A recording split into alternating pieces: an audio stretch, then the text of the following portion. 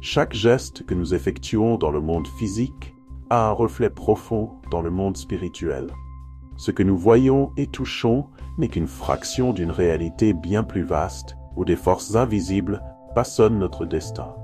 Un simple mouvement, comme lever les mains en prière, peut déclencher des réactions puissantes dans le royaume spirituel, se manifestant par de grands événements dans le monde visible.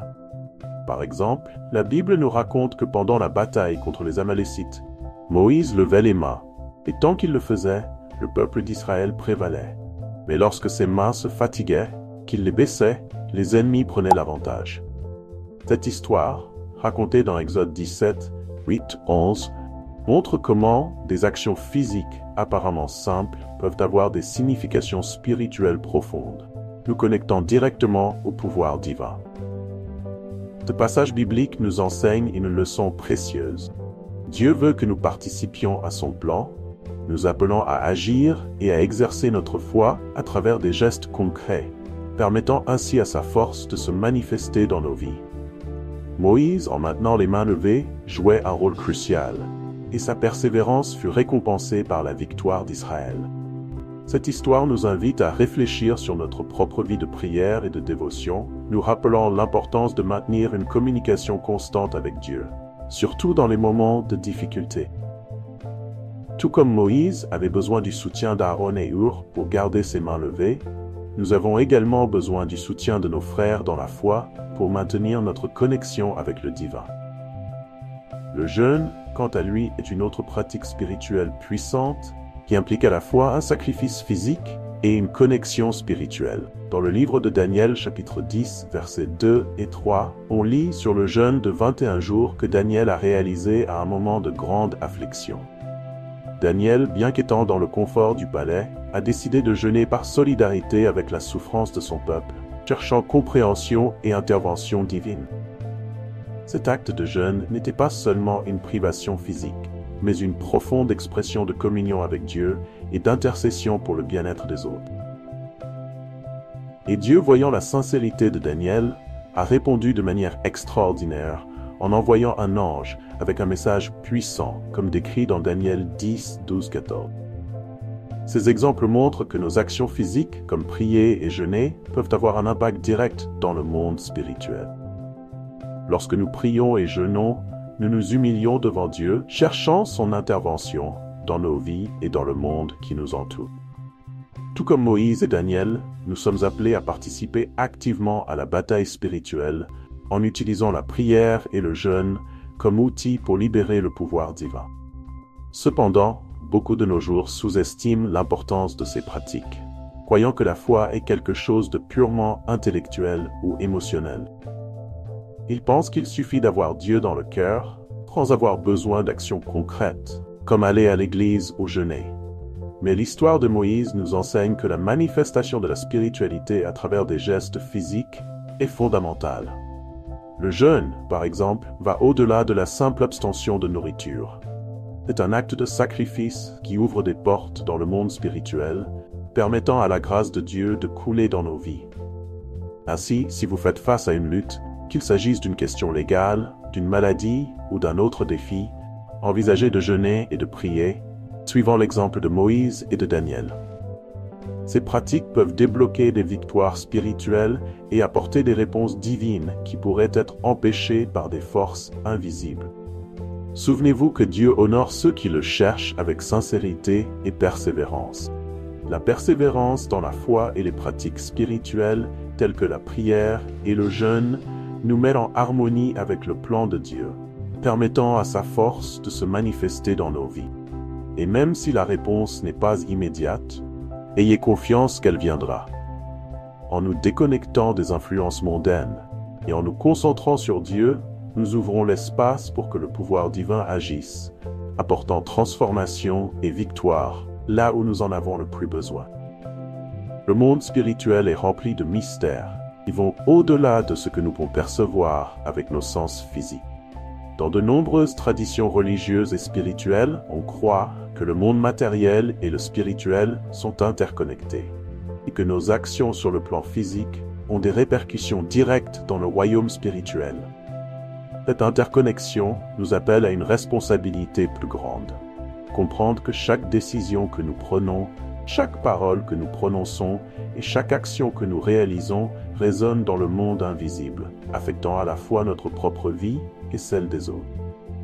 Un exemple clair de cette interconnexion peut être trouvé dans l'histoire de Josué et la bataille de Jéricho. Comme relaté dans le livre de Josué, chapitre 6, Dieu a instruit Josué de marcher autour de la ville de Jéricho pendant 7 jours consécutifs, accompagné de prêtres qui sonnaient des trompettes. Le 7e jour, après la 7e fois, le peuple devait crier de toutes ses forces, et alors les murailles de la ville tomberaient. À première vue, ce commandement peut sembler étrange et sans sens dans le contexte d'une stratégie militaire. Cependant, cette action physique réalisée dans l'obéissance et la foi a déclenché un puissant mouvement spirituel qui a conduit à la victoire du peuple d'Israël.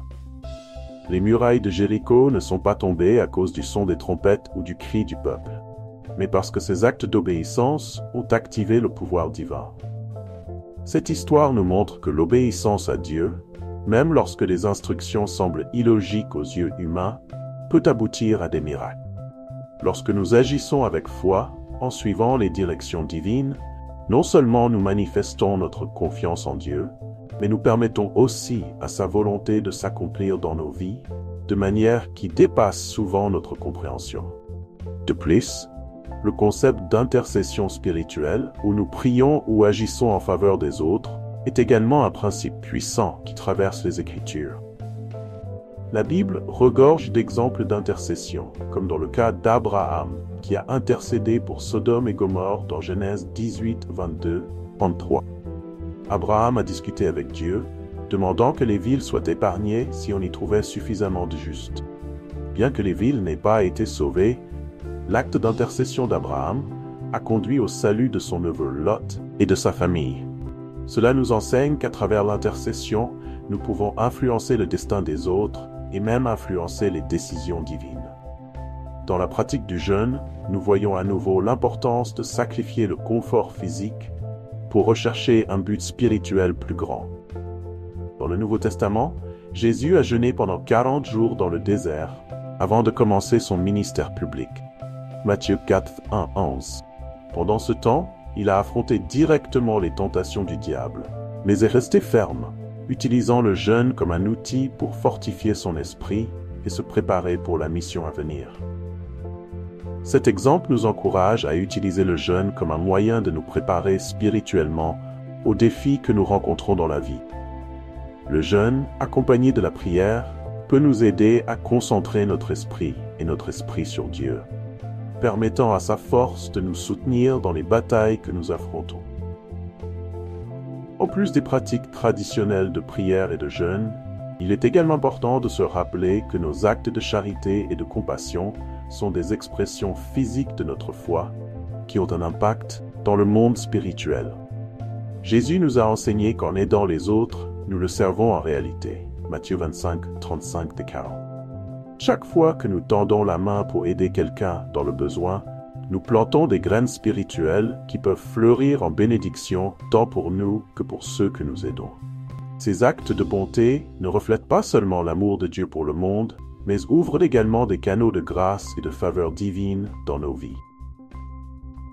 Cependant, il est essentiel de se rappeler que toutes ces pratiques, prières, jeûnes, intercessions et actes de charité, ne sont pas simplement des rituels ou des formes de marchandage avec Dieu.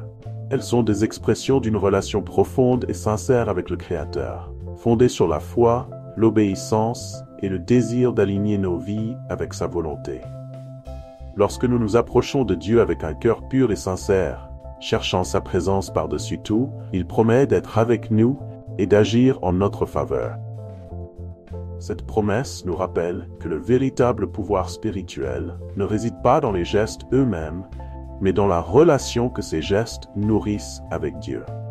Ainsi, que ce soit par la prière, le jeûne ou les actes de charité, nous avons le potentiel d'influencer non seulement notre propre vie, mais aussi le monde spirituel autour de nous. En prenant conscience de cette interconnexion, nous pouvons devenir des canaux de bénédiction et d'amour divin, laissant une empreinte durable sur le monde qui nous entoure.